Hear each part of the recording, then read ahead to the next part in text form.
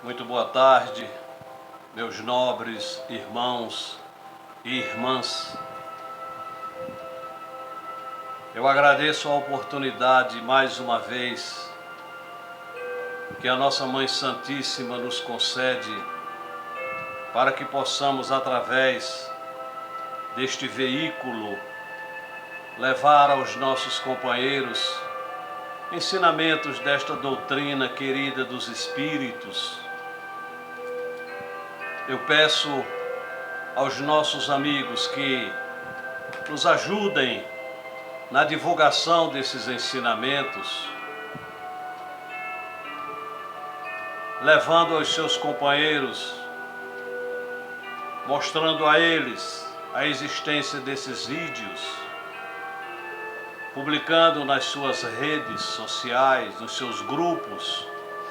Deem o seu like, inscrevam-se, para que toda vez que eu publique um vídeo, ele possa aparecer para os nossos irmãos. O nosso tema de hoje é um tema que eu tenho certeza que muitos não espíritas haverão de se sentirem chocados, mas assistindo este vídeo, aqueles que têm olhos de ver, ouvidos de ouvir, como dizia nosso Senhor Jesus Cristo, haverão de concordar. Aqueles que possuem a mente aberta, a princípio choca, mas depois virá o esclarecimento. O nosso vídeo de hoje é o de número 65 e tem como título O Suicídio de Deus. É preciso pensar. A Revista Espírita publicou esse artigo de Adonai Albaluz Tótaro, no ano 12, número 49, página 9, 10 e 11. Texto baseado na crônica O Suicídio de Deus, de José Carlos Monteiro de Moura, publicado no jornal O Espírita Mineiro, Goiânia, Goiás. Ele inicia assim, abre aspas: não sou chegado a novelas, minisséries ou outras programações do gênero. Contudo, numa daquelas noites quando se está de férias, sem nada para fazer, em companhia da família, assisti a um pequeno trecho de Os Maias, na Rede Globo, onde um padre comunicava ao pai de um jovem suicida que, infelizmente, este não poderia ser enterrado no Campo Santo, porque transgredira uma norma divina imperdoável ao acabar com a própria vida. Muitas coisas me passaram pela cabeça naquele momento. Para falar a verdade, fui dormir altas horas, matutando em como pode alguém fazer uma ideia tão ridícula de Deus. Depois me lembrei de quando era menino, na escola de São José, onde o padre João, nas aulas de religião, também falava nisso. Pensei no Antigo Testamento, onde Deus mais parece um carrasco de gênio irracível e vingativo, condenando a torto e a direito por qualquer toma lá da cá, proferindo sentenças muitíssimo piores do que nossos juízes terrenos que, pelo menos, consideram os antecedentes, a conduta social, a personalidade e, principalmente, a individualização da pena, além de outras circunstâncias. Fiquei imaginando em como temos preguiça de pensar. Como podemos criar um Deus tão incompatível com aquele que Jesus nos ensinou?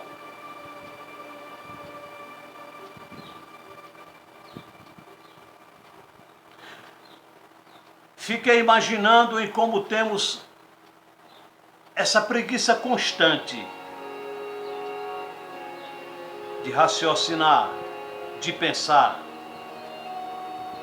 E Jesus nos havia ensinado: eu não sou bom, bom é meu Pai que está no céu. E concluí que a culpa só poderia ser de Constantino, que concedeu a liberdade de culto aos cristãos através do Edito de Milão do ano 313. Acostumados a praticar com pureza e em segredo a doutrina do amor legado pelo Mestre, em virtude das terríveis perseguições, cujas origens remontam aos primeiros tempos do cristianismo, vê Atos dos Apóstolos, naquele momento fora projetados no campo político-social, onde os antigos sacerdotes pagãos, frequentadores dos salões do poder temporal, tinham que oficializar aquela nova crença, adaptando-a aos antigos costumes, de forma que melhor servisse aos objetivos dos governantes. Começaram então os acordos e conchavos que deturparam o verdadeiro cristianismo, enchendo-o de dogmas e alegorias que perduram até os dias de hoje e tanto atrapalham a compreensão das leis de Deus. Vamos ver apenas 3 deles. Primeiro, Concílio de Niceia, em 325, convocado por Constantino, que inventou a deificação de Jesus. Segundo, o Edito de Tessalônica, em 380, de autoria de Teodósio I, que elevou o cristianismo à condição de religião oficial do Império Romano. Terceiro, Concílio de Constantinopla I, em 381, com o mesmo Teodósio I, que confirmou ser Jesus o mesmo que Deus, além de introduzir a figura do Espírito Santo, criando dessa forma a Trindade cristã, do mesmo jeito que havia em quase todas as religiões da antiguidade, como no Egito, China, Índia, Grécia, Roma, etc. Assim sendo, os cristãos, já sob a sombra do catolicismo nascente, passaram a conviver com o ininteligível, confuso e misterioso dogma da Santíssima Trindade. Daí para frente, a doutrina de amor e consolação, ensinada e exemplificada por Jesus, deu lugar ao radicalismo, à violência, ao terror e à intimidação. Ocupando os suntuosos e sinistros templos de pedra e frequentando os palácios do poder, como deuses da terra, os cristãos, achando-se detentores da verdade, transformaram-se em terríveis perseguidores dos que ousavam discordar de seus pontos de vista. Bem, voltando à Santíssima Trindade, restou aos cristãos conviverem com o terrível dilema criado pelos teólogos do concílio. A igreja ensinava que o Deus Pai era em tudo igual ao Deus Filho e ao Espírito Santo Deus. Ao mesmo tempo, todos eram um só Deus, o que implicava a inexorável conclusão da mais absoluta e total igualdade entre eles. Todavia, Jeová, o Deus Pai, é em tudo diferente de Jesus, o Deus Filho.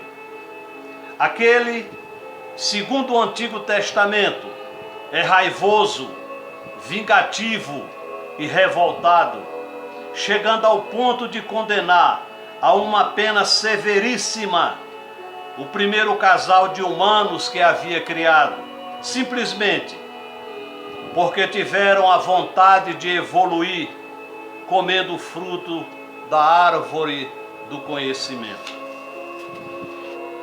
E o que é pior, estendeu a condenação aos seus futuros filhos, que nem ainda haviam nascido. Este, o Deus Filho, compreensivo, paciente, cheio de amor, tolerante ao extremo em face das fraquezas humanas e de seus parcos conhecimentos, em momento algum julgou ou condenou qualquer um de nós. Ao contrário, ensinou o perdão 70 vezes, 7 vezes para cada pecado. E mesmo injustiçado, pregado na cruz ao lado de bandidos, não se insurgiu contra os autores, apenas perdoou, pois não sabem o que fazem. E mais, o Deus Pai nos é apresentado com pouca inteligência, pois foi impotente para prever. Presciência é um dom divino. O que poderia acontecer com os 2 primeiros habitantes da terra, que ele queria que continuassem burros, sem conhecer nada, tanto que os condenou. Deus Filho, Jesus, totalmente diferente, mesmo sendo a mesma pessoa, nunca exaltou a ignorância. Pelo contrário, conhecereis a verdade e a verdade vos libertará. Está em João capítulo 8, versículo 32. Continuando, Deus Pai criava sem qualquer planejamento, ou seja, com total empirismo, ou melhor ainda, vai criando. Se estiver bom, deixa. Se estiver ruim, conserta. Exemplos. E viu Deus tudo o que tinha feito, e eis que era tudo muito bom. Está em Gênesis capítulo 1, versículo 31. Ora, meus irmãos, se foi criado pela suprema inteligência do universo, poderia ser ruim? Mas no caso particular de Adão, Deus Pai viu que não era tudo muito bom, constatando que sua obra estava inacabada. Disse o Senhor Deus: não é bom que o homem esteja só, far-lhe-ei idônea. Registrado em Gênesis capítulo 2, versículo 18. Sendo Deus Pai igual ao Deus Filho, Jesus, igual ao Espírito Santo, Deus, concluiu-se que os três já existiam numa só trindade e construíram juntos, sozinhos, o universo e, consequentemente, a Terra. Isto é o que os teólogos têm ensinado no curso de 2000 anos de cristianismo, que os três são um único e mesmo Deus. Daí se conclui, portanto, que em todos os episódios da história, lá estava Jesus, Deus, como autor e coautor de Deus Pai e assessorados pelo Espírito Santo, Deus. Impossível de serem separados para o fim específico da divisão e definição de encargos e responsabilidades. Por isso, há de se admitir, em face de tamanhas incongruências, que Deus Pai, com a aceitação de Deus Filho e ajudado pelo Espírito Santo Deus, ao programar a morte do segundo, que também era ele mesmo, para salvar a humanidade de um erro que não cometeu, exigiu a sua própria morte. Isso implica dizer que Deus se matou. É difícil aceitar, mas se concordarmos com tudo que nos vem ensinando durante tanto tempo, teremos de admitir o suicídio de Deus. Incrível! E o padre da minissérie ainda proibiu o enterro de um pobre e ignorante humano suicida. Temos de pensar, meus irmãos, e parar de dizer amém ou aleluia para tudo que nos ensinam. Qualquer coisa que contrariar Jesus deve ser imediatamente descartada. Lembrem-se de suas palavras: se vós, que sois imperfeitos, não fazeis essas coisas aos vossos filhos, muito menos o vosso Pai que está nos céus. É preciso pensar. Nós agradecemos a atenção dos caros companheiros. Sabemos que é um assunto muito sério, porque nos ensinaram desde muito tempo, desde criança, desde o primeiro catecismo nos ensinaram isso, a existência dessa trindade divina. Mas se os amigos procurarem nos 4 evangelistas, Mateus, Marcos, Lucas e João, em nenhum deles está registrada essa passagem de Jesus dizendo que era Deus. Ele nunca falou isso. E se isso fosse verdade, seria uma coisa muito séria.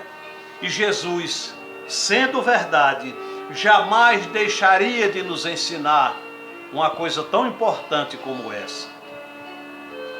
Essa Santíssima Trindade, ela foi criada 325 anos depois de Jesus, no Concílio de Nicéia, pela Igreja Católica Apostólica Romana.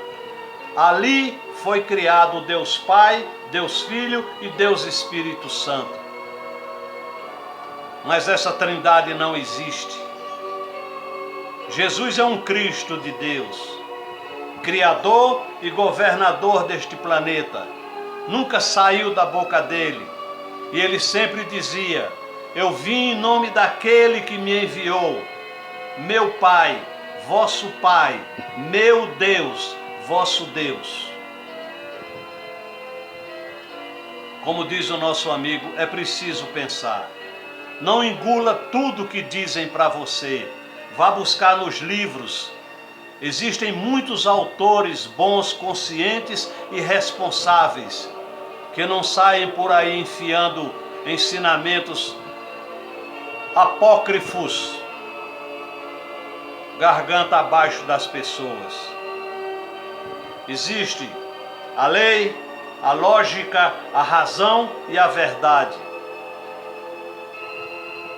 Veja se isso está de acordo com a sua razão, com a sua lógica. Busque alguém que sabe mais do que você. Vamos estudar. Vamos estudar. Vamos estudar. Eu peço a Nossa Senhora que ilumine o coração e a mente de todos esses nossos companheiros que nos acompanham nesses vídeos. Que nosso Senhor Jesus Cristo vos ilumine cada vez mais. Nós somos filhos das estrelas. Nosso destino é a felicidade que haveremos de conquistar. Não nos esqueçamos nunca. Nós somos luz. Somos filhos da luz. E para essa mesma luz haveremos de retornar um dia. Sejam felizes, meus irmãos. Nossa Senhora vos cubra de graças. Muito obrigado pela vossa atenção. Graças a Deus.